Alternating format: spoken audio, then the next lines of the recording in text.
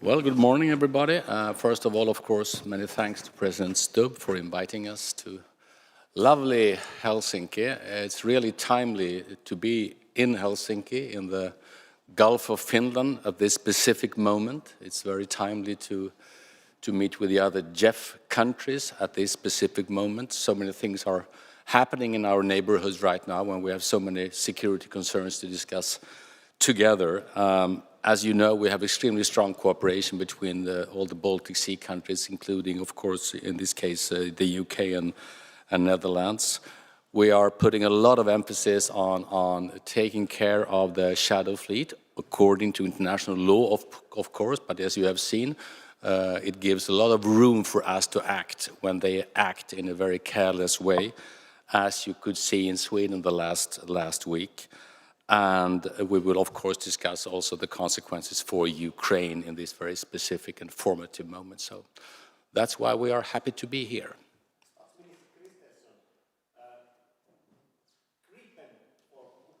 What is the situation in that matter? Yeah. Will Sweden deploy Gripen fighters for Ukraine in the future? The situation is good, just to put it very, very simple. We have ongoing discussions with the Ukrainians.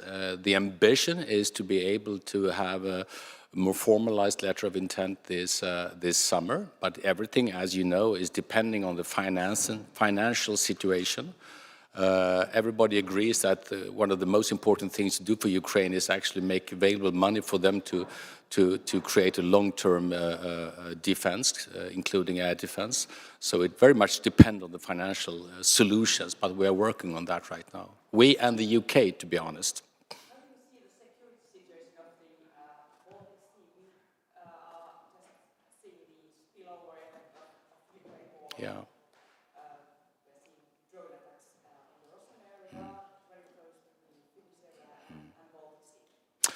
Well, fundamentally, I would say, I normally tell my fellow Swedes that the Baltic Sea has probably never in modern times been more challenged than it is today.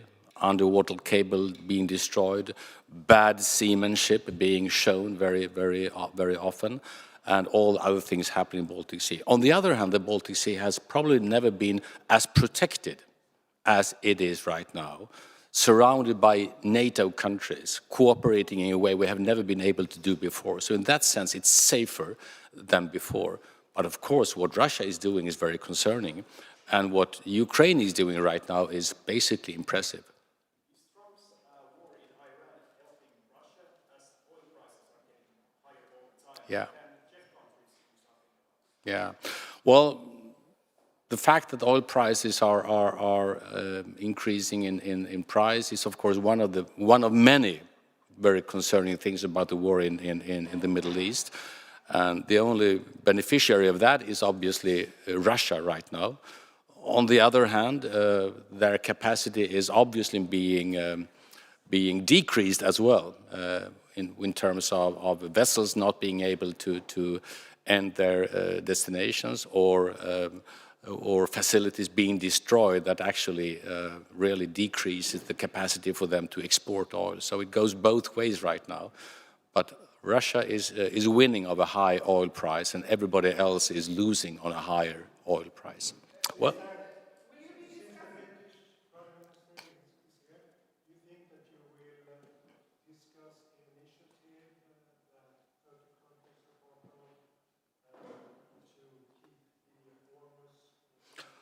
it's not. I wouldn't exclude that. Yeah, I see your point. Yeah, I don't know yet. Obviously, I think we will focus on the neighborhoods that we all share. But obviously, what happens in other parts of the world also affects us. So I don't at all exclude that possibility. I think I'm running out of time. Yeah. Thank you so much. Thanks.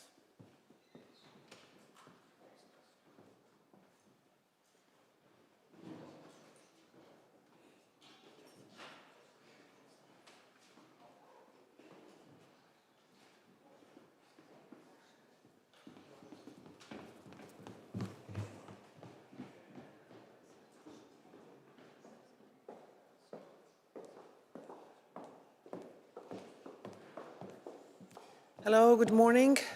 We're here in a JEF format, I think it's very important that today, when there are so many geopolitical issues, not just anymore we will speak about Ukraine and our own security to JEF countries, but I think today as well we will speak about Iran and Gulf countries. So it's important that JEF continues to strengthen our good coordination, as all those countries could say we are friends as well, not just allies. And with recent attacks to Ukraine, which has been very serious, we as well need to discuss how we can develop our drone capabilities, our abilities to defend ourselves. And last days, we could see that Ukraine answered as well with their drones. Baltic states get a little bit of, how to say, loop of that. And therefore, JEF is a format where as well we can give orders and advices to work our defense ministers to find the solutions for those very tricky situations. So therefore, I think it's a good format to develop not just what is happening on the sea, but as well what is happening in the air. So therefore, today, I agree that we will probably listen to President Zelenskyy, who is now the associated member to JEF, and he will join this group of allies, and we will figure out what else could be done, how more we could help Ukraine to defend ourselves, and as well to end this very cruel war, what's happening in Ukraine. So, thank you. How should Baltic states or JEF states better their drone capabilities in the current situation? We talked about the drone war, and now we see the Ukraine attacking Russia with their drones coming to NATO area. I think we need just to decide that we need to manufacture and produce them more. We as Latvia, we will host a drone summit in May 27. Everyone is invited, and without those capabilities, it's impossible now, I think, to win the war. We are helping UAE now to defend themselves because it's very expensive to shoot to cheap drones with very expensive air defense systems. So it means we have to find a way how together we can cope with current technical issues. And I think it's a good opportunity for us as well to decide who will produce what and how we can speed up. I think speed up is a very serious issue because we already have very awesome technologies. We bought something from Ukraine, like its sound system, so we can detect drones. Now we need more abilities to hit those drones down, which comes from Russia or whatever. Dear Prime Minister, how we can force Russia and Mr. Vladimir Putin to stop Russia's brutal invasion on Ukraine? How we can do that? I think we need to go forward with sanctions because if we will eliminate Russia's financial resources, it's the best what we can do now, not to attack Russia, but we can eliminate and with sanctions and taking down shadow fleet as well, but actually Finland is doing very well, and not only Finland, almost all JEF countries actually are doing this. We can get down Russia's economy and their financial resources. It's very important because already now we can see those economic issues for Russia is very, very tough. Thank you.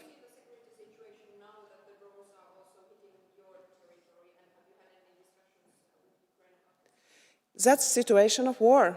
The aggressor is Russia. Ukraine has the right to defend themselves, and they are defending, and we will help Ukraine. Thank you.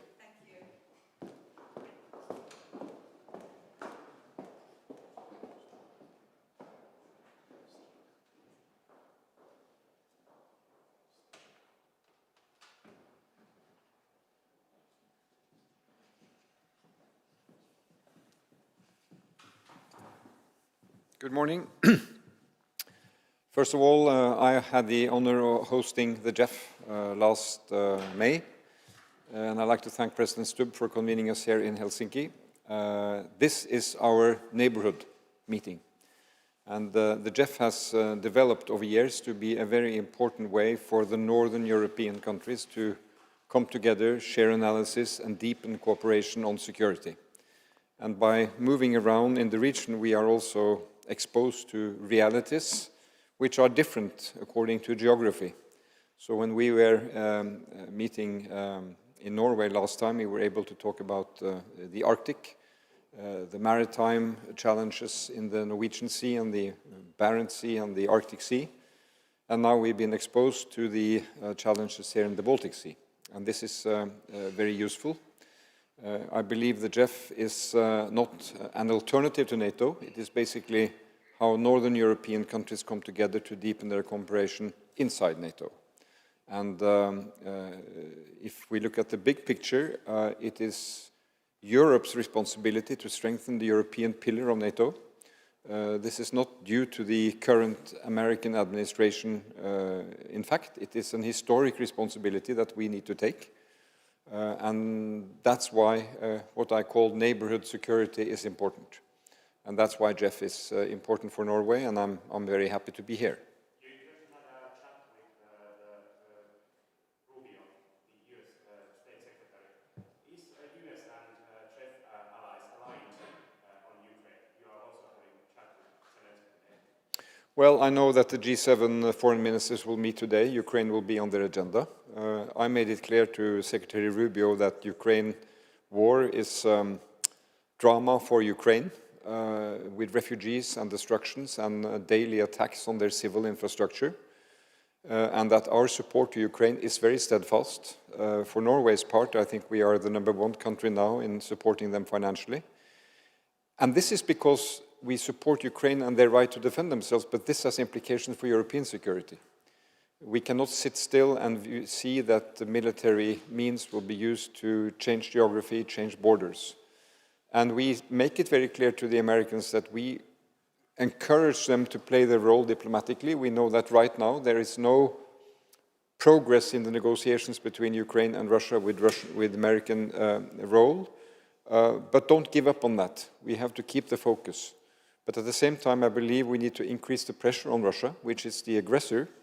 And this conflict, if you go back to February 22, has been on an escalation. And I think at some stage there needs to be also a diplomatic process that can give a fair and lasting peace. How we can stop Mr. Putin and Russia? What are the means so that they are forced to stop their aggression to Ukraine? Well, I think in the first sense we need to support Ukraine's right to defend itself. That's why we have been providing from our stocks basic military equipment to defend themselves. That has basically been now, we have nothing more from our stocks, but we support their own ability to produce what they need for air defense, for drones, and we have now, I think, all Nordic Baltic countries a mutual relationship with Ukraine. What they learn at the front is important for us. I visited earlier this week the middle of Norway in Trondheim, where we have a training site for Ukrainian troops. We have trained 11,000 troops, and when they come to Norway, they also bring a lot of expertise and experience that we need. So that's the first point. Then we have to step up the pressure, I believe. We've had 18 packages of sanctions from the European Union, which Norway has supported. I want to see us live side by side with Russia in peace. I want to see that we have tranquility and security. But under these circumstances, I believe that pressure has to be built up. We are not an aggressive alliance. We are a peace. We do this to preserve and protect our peace. And again, as I say, the maritime transport here in the Baltic Sea, the role that Finland is playing here to keep order and secure that the ships that are sailing, the shadow fleet, is something we monitor and track very, very precisely. That is an important way of, I think, coming closer to a negotiated solution.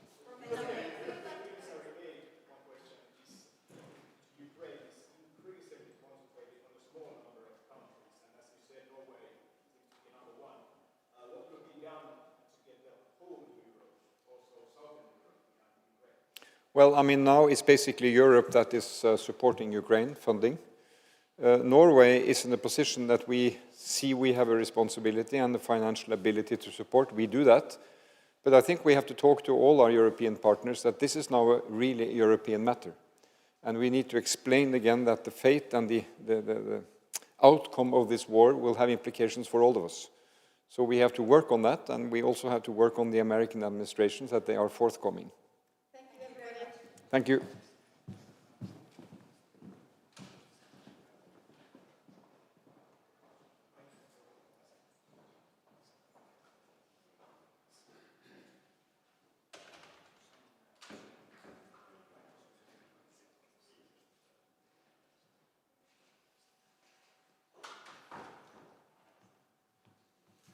Good morning to everybody.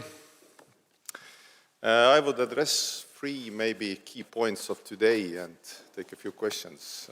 As I know, I have 3 minutes, so I'll try to fit in. The first one is the topic of Ukraine. It's the most important topic still there is, because to be honest, everybody is probably watching what is happening in the Middle East, and with concern, and it's understandable, but for our neighborhood and our region, what's happening in Ukraine is with utmost importance, because this still is the biggest military conflict since Second World War in our region, and Ukraine needs our help. Assistance, money-wise, weaponry-wise, and all that we can do. And also I have to mention that we should also think that this is not a one-way street, because, for example, right now Ukraine is already delivering assistance, for example, in drone areas to other countries. And they have innovation, they have technology which no other country has. So this is also working as to secure other countries. For example, in Estonia, yesterday we had a drone incident. It was spillover of Ukrainian defense, probably defending themselves from Russian attacks. And no major harm was done, but still it reminds that we need new capabilities, drone-wise, aerial protection-wise, and everybody needs, because, to be honest, in conflict zones, innovation is so rapid, and in Ukraine it's much faster than everywhere else. That is the first thing. Second thing is that we need to keep the pressure on Russia, because, to be honest, this is the only way to stop Russia from aggressor state and becoming and coming to negotiations, because if you don't take away the money from Russia, if you don't pressure them, politeness will not work with Russia. It's weakness for them. And tackling shadow fleet, pressuring them with sanctions and everything else is very important. And going to the third point, we will have NATO summit in Ankara. Estonia is well prepared. Our defense expenditure is 5.4%, which is I would say the best we can do, and top country also in NATO. And this is a necessity, not something just to look at, because if you have a neighbor which is aggressor, which has a dictator in power, then you need this kind of action. So for us, JEF and the allies here are with utmost importance. We have warm and good relations with them, and for us this kind of close engagement and good talks between partners is very important, and against also our common enemy. So thank you. If you have questions, I can answer. Yeah. What can the JEF countries further do to block Russia's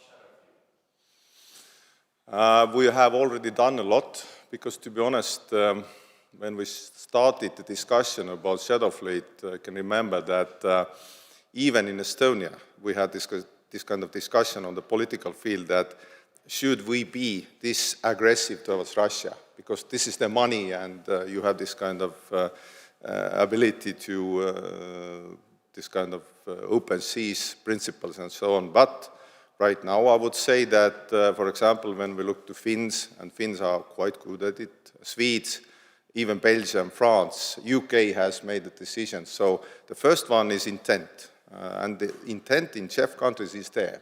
If you talk about it, about shadow fleet, everybody gets on board. This is the first thing. And second thing is to have capability, because I don't know if it's a correct number. I'm referring to AI, which is quite modern thing, I know. But according to AI, average length of shadow fleet ship is about, not ship, but journey is about 3,000 to 5,000 miles on the sea. So you have a long distance to intercept, not in Russia all the way. So all the countries involved here can do that. And we have also capabilities, and also in European Union and the different kind of partnerships, we can pressure every country that gives the flags to this kind of set of fleet ships and so on. So we have the ability, and I would say that the first thing was the shadow fleet and also Russian assets. The next one, which we are also proposing in European Union, is the combatants, because, for example, Russian fighters coming to European Union, this will be the next big thing to pressure Russia on. Thank you. There are lots of ships from the shadow fleet now in the Bay of Finland as they come to Oslo and Primors. Is this like a momentum? Could anything be done now? To be honest, it's a big question for everybody around the Baltic Sea and on the way, because as in Primorsk and Ust-Luga, as much as we know, a lot of harm has been done. They are not capable of pumping everything they were able to do right now, and there's a big question: will ships pile up in our sea, and what will we do? So this probably will be among the topics to discuss today. What can we do? Thank you.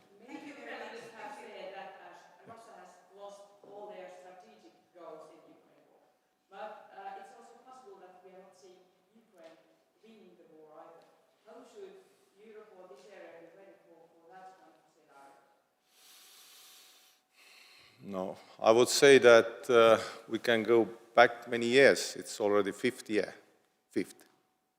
war is ongoing. And you can remember Vladimir Vladimirovich Putin saying that this will be 3-day special operation. It hasn't been a 3-day special operation, not even close. And I would say right now, if you are looking at Ukrainians, and we are constantly talking to them, they are in fighting spirit. They say that they can manage, they can hold on with European support. Yes, they need money, they need weaponry, assistance, backing, and also the future in European Union, which to me is quite obvious. So I would say that we should keep the pressure on Russia, assist Ukraine. That probably will get us to just a lasting peace, not the scenarios which are not unlikable to us. Thank you. Thank you.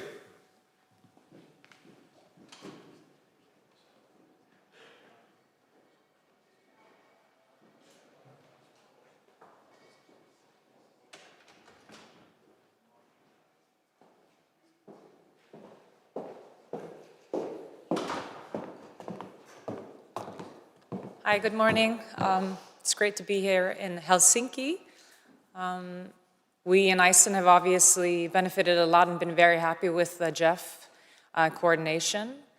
We see an increased focus now on the Arctic, the North Atlantic. This is something that we've wanted to see and are looking forward to having good and fruitful conversations today. And with that, I'll just take some questions. Dear Prime Minister, Iceland does not have army at the moment.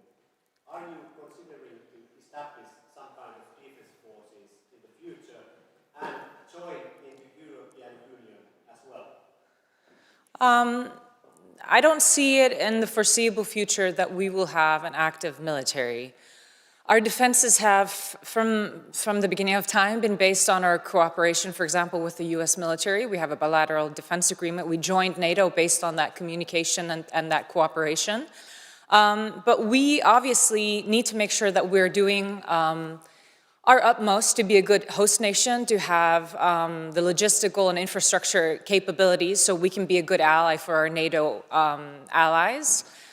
So our biggest focus when it comes to military expenditure has been to make sure that our airbase, our Keflavik Air Base, is strong, that we have good facilities for air policing. So we see Iceland more as a hub, as a structure, to be useful in that regard. And we're very focused on the fact that we're basically not spending money on capabilities that don't work to the advantage of the alliance. So I don't see that changing in the foreseeable future, but we're still spending quite a lot and much more than we did before on defense capabilities, but it's more host nation supported.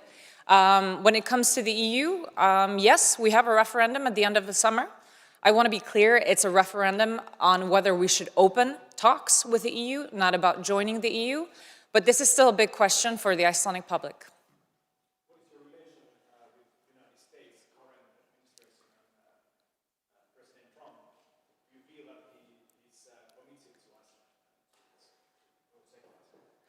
We have actually, and we saw this also during the first administration of Trump, but even further now, despite maybe the political developments that you might be seeing towards Europe, we see more focused, if anything, on Iceland. Our communication and work with them has been very good. We've seen increased focus in general on Iceland, and we've been stepping up our capabilities when it comes to working with them. So at that sort of practical level, we haven't seen any change, and if anything, a better operational relationship between the two countries. You are having today discussions with the Canadian Prime Minister. Are you hoping to see more dialogue or cooperation with Canada on JEF also when it comes to Arctic security? I think it would be very important. I think there's always, at least since Iceland joined JEF, been this discussion of whether JEF should be bigger, who should, be in JEF, and I think there's a balance that needs to be found, because you don't want too many structures within NATO, because NATO is obviously very functional. I think for a country like Iceland, Canada is very important. We are neighbors when it comes to the Arctic. We are neighbors when it comes to the US. We are neighbors when it comes to Russia. So I think it's positive to have Canada with us in that cooperation. Whether they're full members of a JEF is a bigger discussion, but this JEF Plus has worked very well for us. Okay, thank you.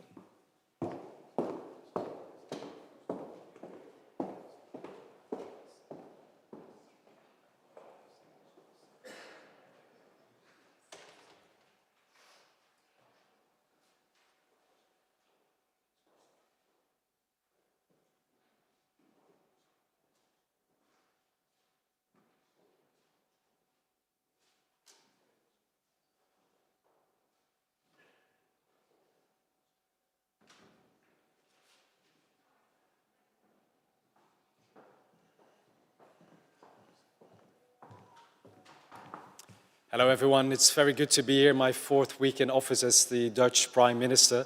The JEF is a very important platform for us to work closely together with our allies to protect the northern part of Europe, to step up our joint cooperation on security, and that is of utmost importance in these challenging times where we see hybrid and physical threats from Russia, the Russian aggression continuing in Ukraine as the biggest threat for European security, but obviously also other geopolitical challenges all around the world that are affecting the European security and economy. And we have obviously the NATO as our most important alliance for our safety, but this JEF platform is very crucial to increase the European cooperation and the European pillar within NATO. So I'm looking forward to the discussions ahead. Dear Prime Minister, you are new at your post. What is your message to Russia and Mr. Volodymyr Putin? And what is your government's Ukraine policy? Will the Netherlands deploy more weapons to Ukraine? We are very clear on Ukraine. We will continue our support for our Ukrainian friends, both financially, military and non-military, as long as the Russian aggression against Ukraine continues. And the Netherlands works closely together with all allies to make sure that Zelenskyy and his troops can continue to fight, and that in the end, if a peace deal is negotiated, it will be a peace deal that is acceptable for the Ukrainian people, and we will do whatever we can to support the implementation of that peace deal. We are here with the Polish state TV. The question for us, since Poland is a growing military force within the NATO alliance, how would you see us potentially joining the JEF? I was very lucky to visit Warsaw in my second week in office, and I had a very good conversation with Prime Minister Tusk. The Netherlands is proud to support Poland in protecting the eastern flank of the NATO area and the European Union, and I'm very much impressed by all the work that Poland has been doing over the past years to really step up its defense, and we can learn a lot from that. Poland plays an important role in the EU and in NATO, and I'm very much a fan of this JEF Plus platform. So unfortunately, Donald Tusk wasn't able to join us here today, but I'm looking forward to have him at this table as soon as possible. Mr. Prime Minister, how do you see Ukraine's air defense capabilities right now? The Iran war has demanded a lot of American defensive missiles now being brought to the Middle East. So does Europe need to step up also deliveries of missiles for Ukraine? Obviously, the war with Iran and the bigger escalation in the Middle East is a threat for Ukraine because we are spending so much now in the Middle East, a lot of heavy equipment that would have been better fit for the Ukrainian protection. On the other hand, you now see that the Ukrainian army over the past 4 years has been one of the most sophisticated ones in the world with a lot of knowledge on, for example, drone interception. So we can all team up with Ukraine to make sure that the production of drones is increased, both for the employment in the Middle East and Ukraine. And obviously we're trying to pool together resources to have more deliveries to Ukraine also for this year. They survived a very harsh winter, but we've got to make sure that they can also survive next winter.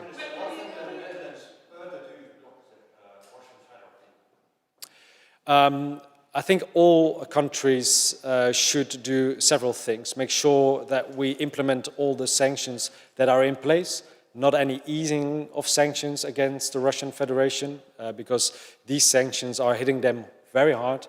We've got to make sure that this continues.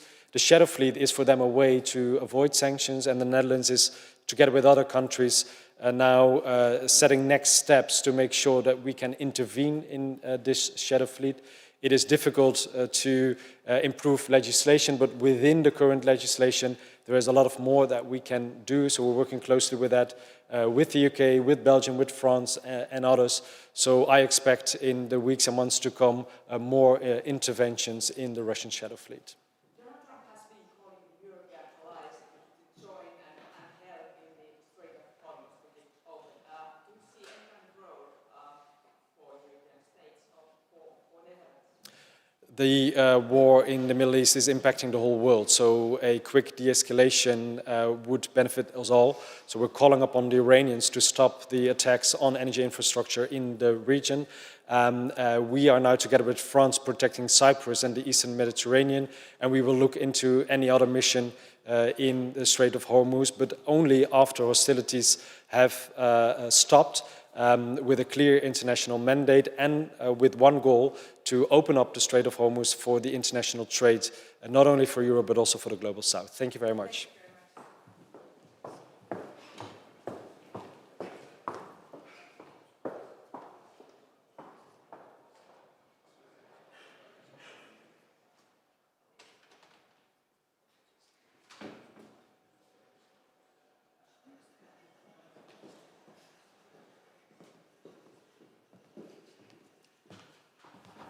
Good morning.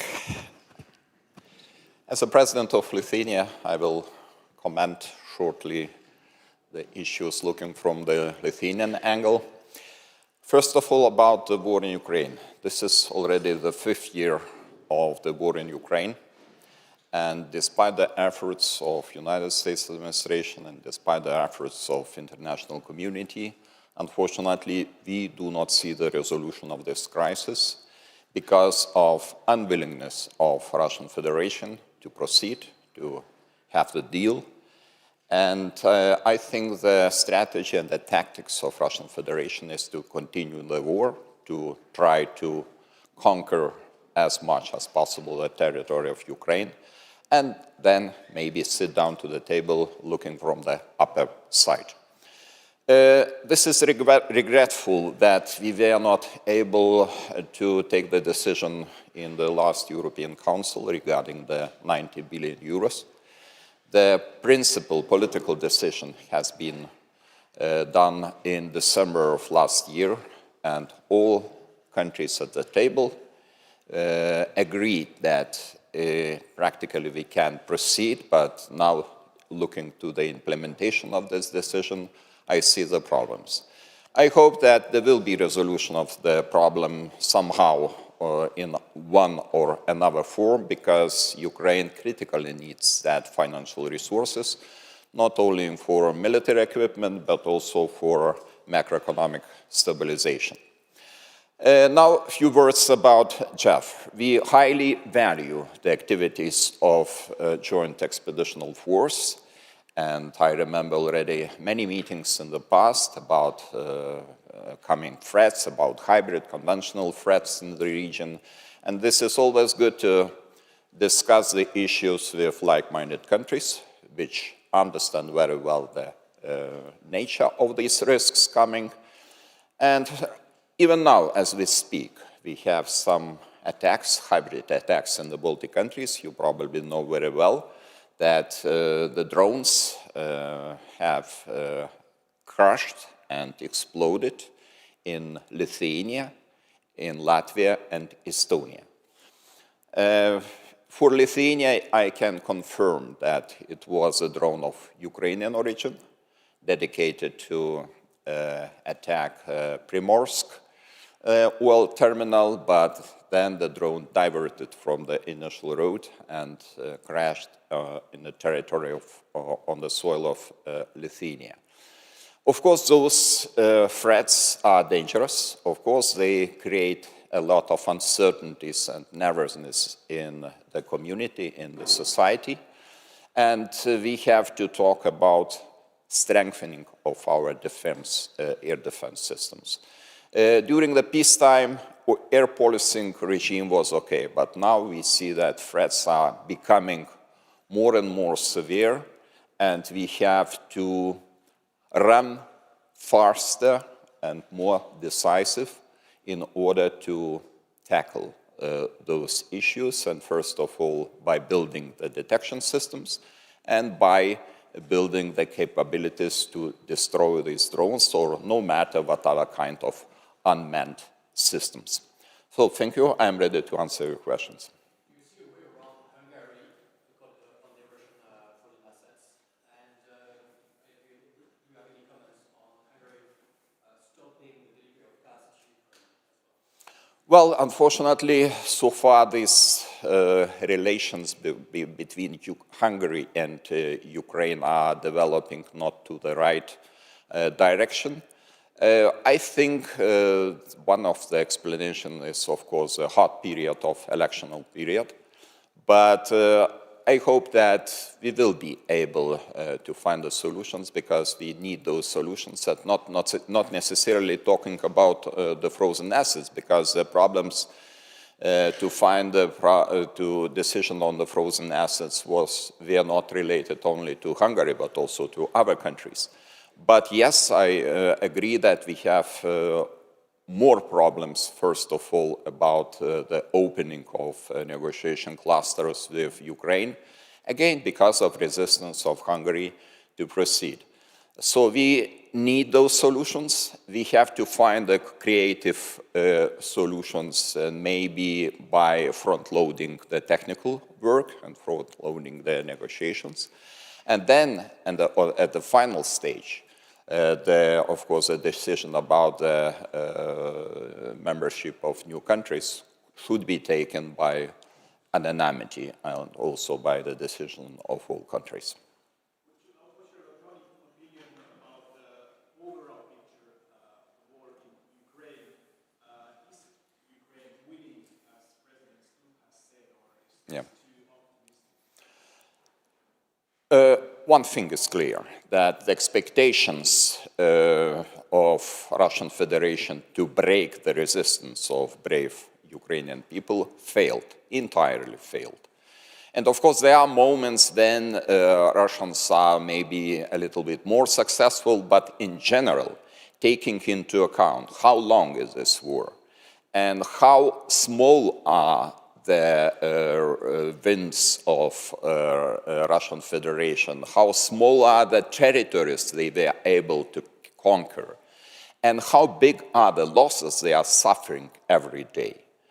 I think Ukraine is prevailing, and Ukraine is really bravely implementing all the new technologies. They are using all the methods of modern warfare, and I think they are very successful in that. And this is probably one more factor we should take the advantage on. We have to use the experience of Ukraine, which was collected during the last years, and to use and to apply this experience by building and strengthening our air defense and building and strengthening our armed forces. And I am talking now not only about my country, but also about European Union in general. Thank you. Thank you.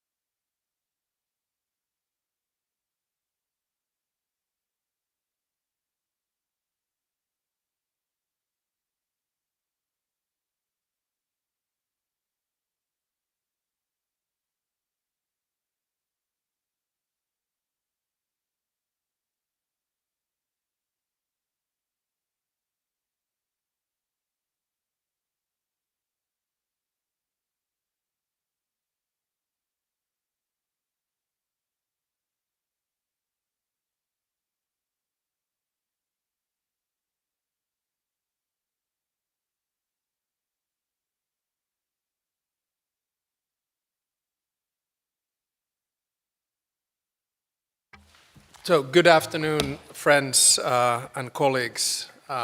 Welcome to this year's JEF. I really look forward to a day that started by looking at the way in which we run our operations with the border guard and together with the defense forces. Our program today is going to be one where we focus first on the east, mainly on Ukraine and Russia. Then we go up north to deal with the Arctic, the North Atlantic, and the Baltic. And then we're looking at a few issues relating to the future of JEF. And then, of course, having a nice dinner at the Mannerheim Museum discussing transatlantic relations. I think in today's world, coalitions matter more than in a long time. And the way in which I see JEF is that we're based on values and interests. That's where they meet together. Our approach here in Finland to defense is one which is layered. The first layer is our national, the second one is our regional, and the third one is NATO. And I see JEF very much as a bridge between these. I also think that JEF is of strategic importance and that we are probably one of the most agile, flexible and quick coalitions around. So with these words, I want to welcome you and hand it over to the father of JEF, the United Kingdom, and Prime Minister Starmer, before we then have Volodymyr Zelenskyy on the screen. Well, look, thank you, Alex, for bringing us together, and thanks for your hospitality. And it's very good to see colleagues around the table. And it is really important that we're here today because a couple of months ago, all eyes of the world were on the high north, and now they're on the Gulf. And of course, we will continue to defend our interests there. But the threat from Russia in the north and the east has not gone away, and therefore it's important that we're here today. In fact, in my view, that threat has grown, and we all know very well the impact of that threat for our security, for our economies, and the cost of living for families in each of our countries. So it's right that we're focused, as ever, on Euro-Atlantic security and on Ukraine, and bringing those two together. The Joint Expeditionary Force has a vital role to play here, and 12 years in, I think we can say it's proved agile and effective in coordinating and collaborating and allowing us to think together, to train together. Obviously an integral part of NATO, and we're all deeply committed to that cause. In a minute, I think we're going to hear from Volodymyr, and I think it is important that as we sit here, we remind ourselves that in the face of Putin's abhorrent attacks over the winter, which have been severe this winter in terms of their intensity, attacking infrastructure, particularly energy, and civilians, I have to say the fortitude of the Ukrainian people is extraordinary and not a little humbling, frankly. And we must never lose sight of that, or that Putin continues to take lives of innocent citizens, as we've seen again this week. And I don't know how many times I've said he takes the lives of innocent civilians, as we've seen this week. We've been saying it every week throughout this winter. So it's important that we reiterate that our support for Ukraine is unshakable. And it's great that we're bringing them closer to the JEF as an enhanced partner, and that the Ukrainian Navy will exercise with us for the first time in September. So that is a really important push forward. The crisis in the Gulf has highlighted Ukraine's expertise in modern warfare. That's been a real feature of the last few weeks. They can provide defences against Iranian drones that are unparalleled because of their experience. So we want to keep working with them to multiply that strength. And I was very pleased when Volodymyr was in London last week that we were able to agree a new industrial partnership to bring Ukraine's unique expertise together with the United Kingdom's industrial base to build new capacities that will boost security in the United Kingdom and help Ukraine to keep defending itself from the ongoing Russian bombardment. But this group is of one mind that we must keep strengthening our support for Ukraine, finding new ways to dial up the pressure on Russia, and crucially, that includes further action on the shadow fleet. And that, I think, is a really important agenda item for us today, what we're doing on the shadow fleet, what more we can do on the shadow fleet, and I look forward to that discussion. Because Putin is rubbing his hands at the war in the Gulf and the rising oil prices. And that is why, in my strong view, we should go after the shadow fleet even harder. These old, dilapidated ships carry 75% of Russia's oil, and they are helping to fund Putin's war and posing an unacceptable safety and environmental risk. And we discussed that earlier on this morning. The UK has sanctioned over 500 of these vessels. Finland, Sweden, and Estonia have acted to intercept and interdict them. And Netherlands, of course, stepping up in that regard as well. And our Royal Navy has supported interdiction operations by the US and by France. And today, as I discussed with colleagues, we're announcing that we now stand ready to conduct unilateral interdiction at time and places of our choosing. The British Armed Forces and British law enforcement are now able to board sanctioned vessels that are passing through our waters. Together, we must close off critical sea routes to this vital trade to keep up the pressure on Putin and to help change the narrative of this war. Because the reality on the ground is that Ukraine is holding firm. They've taken back territory in recent weeks, and they're imposing a terrible cost on the invaders. So whatever Putin may tell himself after 4 years, the truth is that Russia is not winning. They won't win, and they must stop blocking the path to a just and lasting peace. And I very much look forward to discussing this with colleagues around the table during the course of the 3 sessions I think we've now got this afternoon. Alex, thank you very much, and back to you. Thank you very much, Keir. Next, we will have Volodymyr on the screen. So we'll wait a little bit for the media to leave the room.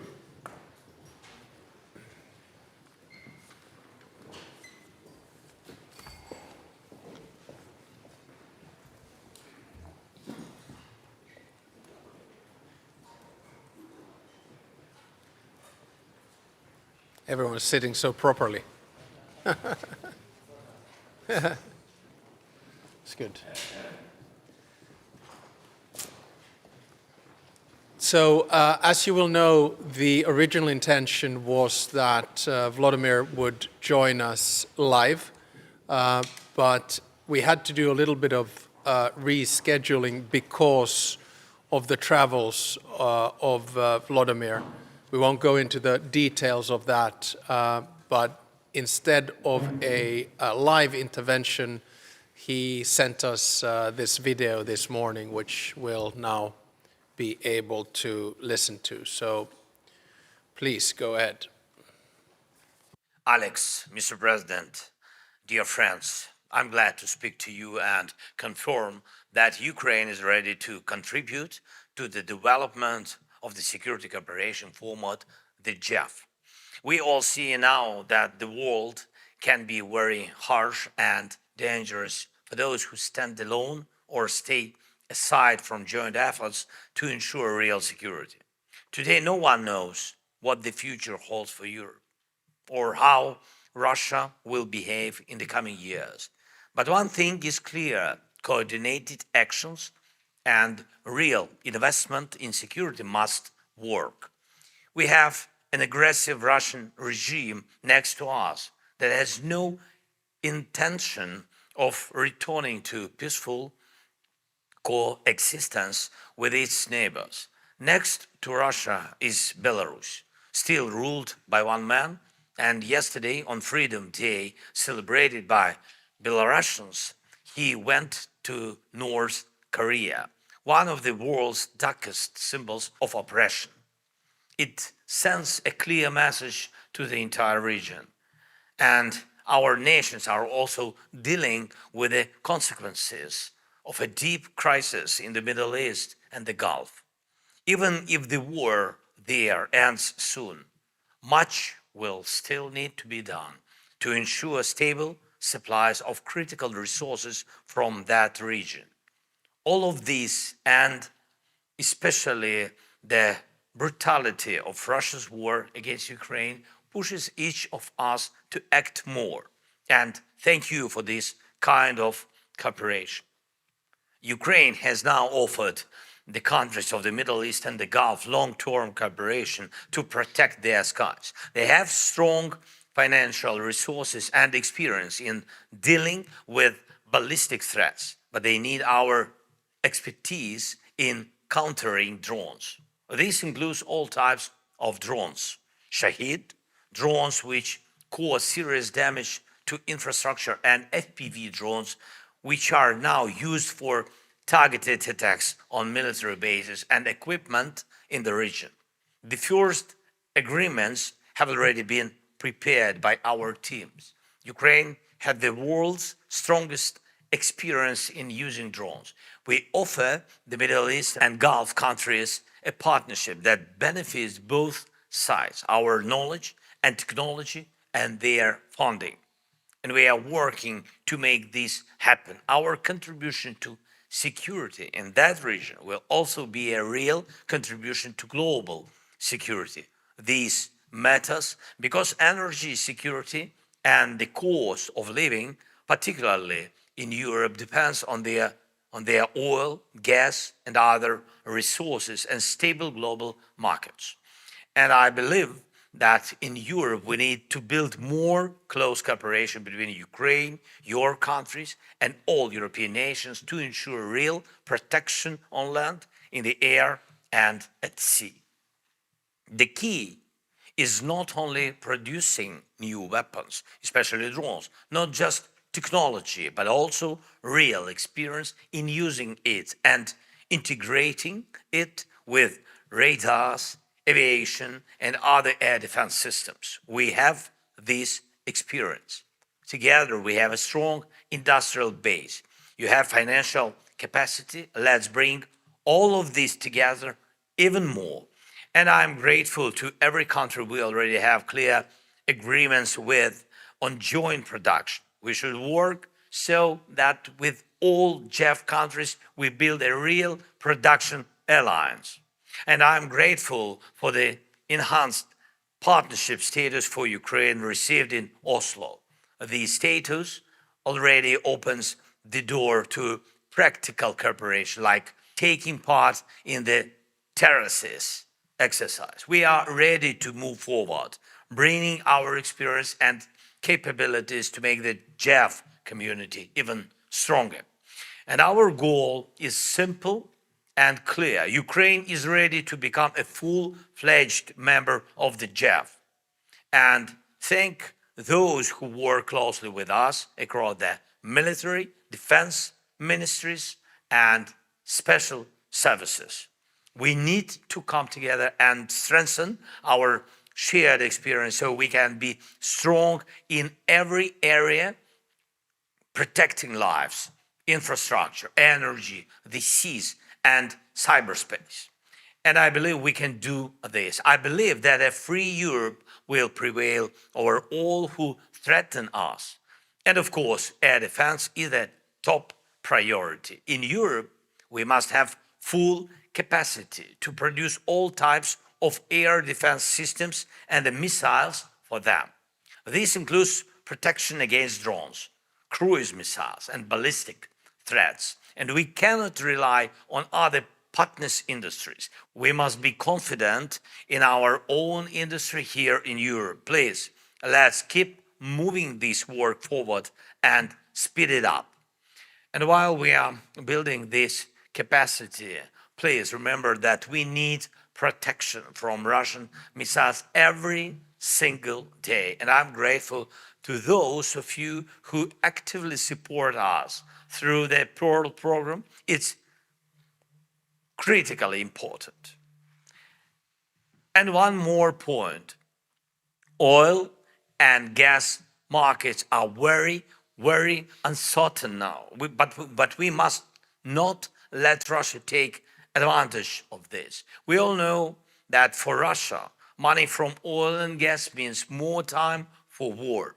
Putin turns every dollar he earns into killing and destabilization. So please keep the pressure on Russia. Its tankers and shadow fleet must not feel safe in European waters. I thank Denmark and Sweden and France for detaining these vessels, a clear demonstration that enforcement is not only possible but effective. Now we must go further. These tankers must not just be stopped, they must not be used to bypass international law. We need joint action to create strong laws in Europe that allow countries to block Russian tankers and confiscate the oil. This should be a real tool to take away Russia's ability to pressure Europe. Please also help others in Europe move these decisions forward and implement them at home. Please, let's do this. Thank you. Slava Ukraini.